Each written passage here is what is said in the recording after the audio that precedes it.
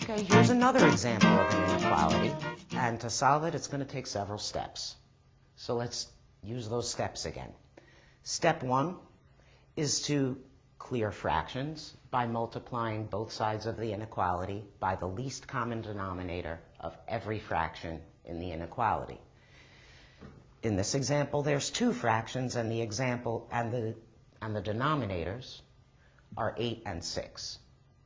The least common denominator is the smallest number that's a multiple of both 8 and 6. Let me look at the bigger number, 8. Multiples of 8 are 1 times 8, but that's 8, and it's not a multiple of 6. Or 2 times 8, which is 16, not a multiple of 6. 3 times 8 is 24, and 24 is a multiple of 6. So the least common multiple of 8 and 6, or in other words, the least common denominator, which we abbreviate LCD, is 24, because that's 8 times 3, and it's also 6 times 4. So it's a multiple of both 8 and 6. We're going to clear fractions by multiplying every term on both sides of the inequality by 24. And this marker isn't working very well, but we're going to go with it.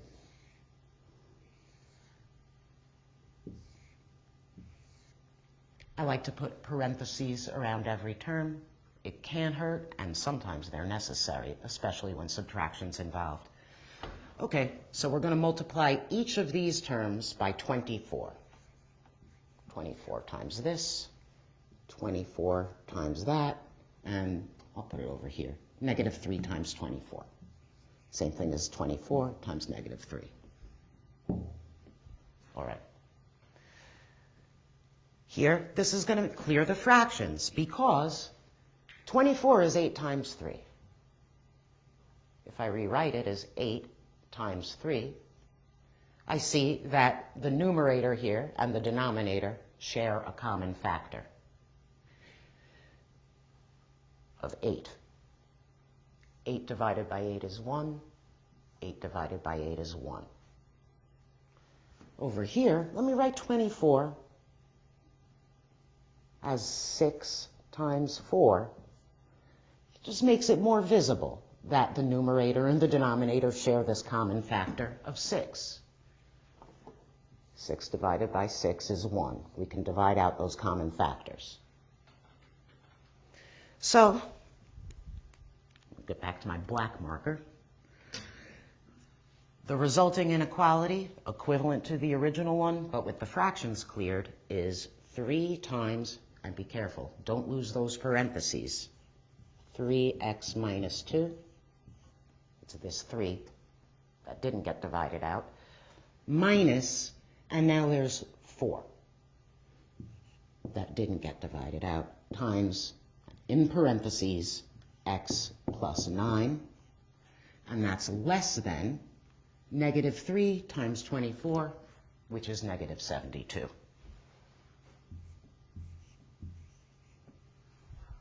And step 1 is done. The fractions have been cleared. We're going to do step 2, which is to use the distributive property to remove grouping symbols, such as parentheses. Here, we're going to distribute this 3. Multiply it by 3x. 3 times 3x is 9x. And 3 times negative 2 is negative 6. When we come over here, this is subtracting 4 times this quantity. It's the same as adding negative 4 times this quantity. So I'm going to multiply through. I'm going to distribute negative 4. Negative 4 times x is negative 4x. And negative 4 times 9 is negative 36. And all of that is still less than negative 72. Now that grouping symbols, the parentheses have been removed, we'll do step 3, which is to combine like terms on each side as needed. On the right-hand side, there is only one term, nothing to combine. But we've got some like terms going here on the left-hand side. We have these x terms, 9x minus 4x. 9x minus 4x, that's 5x.